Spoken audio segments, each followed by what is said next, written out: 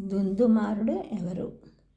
హైహయ వంశంలో దుందుమారుడని రాజకుమారుడు ఉండేవాడు. ఒకనాడు వేటకి వెళ్ళి అడవిలో తిరుగుతున్నాడు.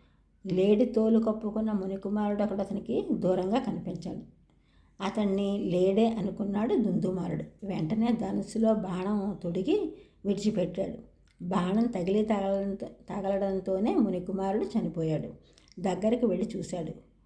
దుందుమారుడు ఎంతో దుఃఖపడ్డాడు. ఊళ్ళోకి వచ్చి తన వంశంలోని పెద్దవారితో చెప్పాడు.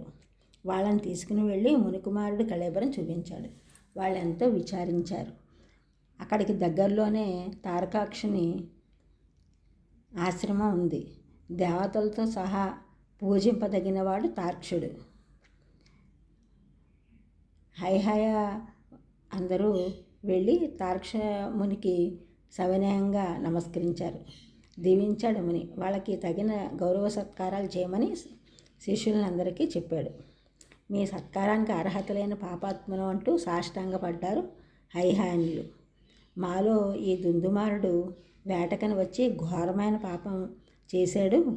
లేడి తోలు కప్పుకున్న మునికుమారుని లేడే అనుకుని బాణం వేసి చంపేశాడు.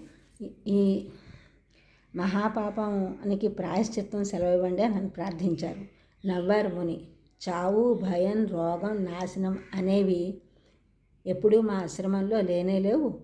అలాంటప్పుడు మీ వాడు చంపడం, మా వాడు ఒకడు చావడం ఎలా జరుగుతాయి అంటూ తన కుమారుని పిలిచారు. అతన్ని చూపిస్తూ, ఇతన్నేగా మీ వాడు చంపాడంటున్నారు అన్నారు ముని.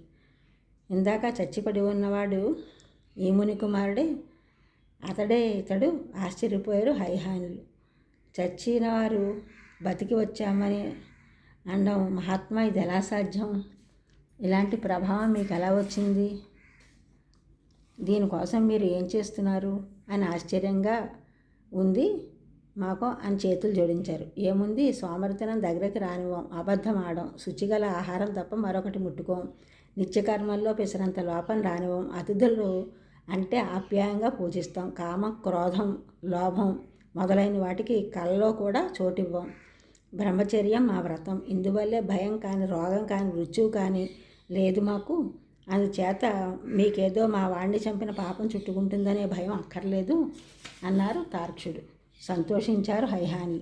మునికి నమస్కరించి సెలవు తీసుకుని వెళ్ళిపోయారు. ఈ ఛానల్ చూసిన వారందరూ కూడా సబ్స్క్రైబ్ చేయండి, షేర్ చేయండి, లైక్ చేయండి, కామెంట్ చేయండి. సబ్స్క్రైబ్ చేసిన వారందరూ కూడా కృతజ్ఞతలు. షేర్ చేసిన వారు, లైక్ చేసిన వారు, కామెంట్ చేసిన వారందరికీ కూడా ధన్యవాదములు.